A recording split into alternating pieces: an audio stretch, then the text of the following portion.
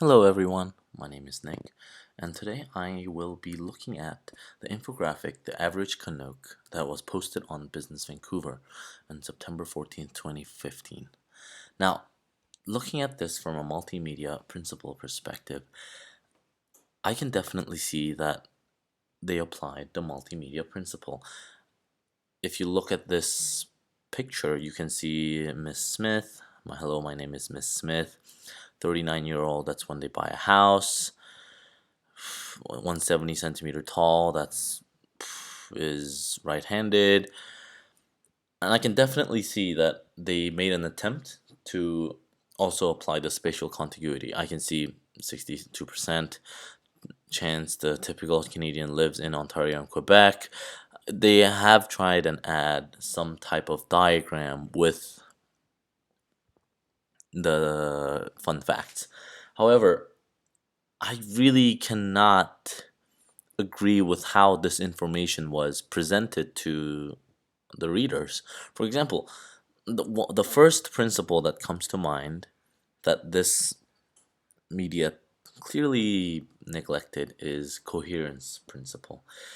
There is just so many diagrams, so many red that just jumps out at me, and it's really hard for me to concentrate on what is going on. There's a picture of a house, and then there's a coffee, and then right next there's a car. It really did not make a good use of the coherence principle. And I know I just said it made an attempt for the spatial contiguity principle, but then again, these images are way too close to each other. Sometimes, as I was looking at this photo, I couldn't tell if this Miss Smith was with the coffee, or this coffee was with the car, or this Canadian flag was with Miss Smith. It was just really confusing for me to look at. Now, as I read through these, I can tell that they have made an attempt to segment the information, and I can tell that each information is different. So, in that sense, I guess they did a good job in segmenting principle. But in order to improve this, I can really see this following the modality principle and making a short animated video with narration. Each of these logos could jump out with some sort of animation with these numbers in between, and the narrations could definitely just narrate these.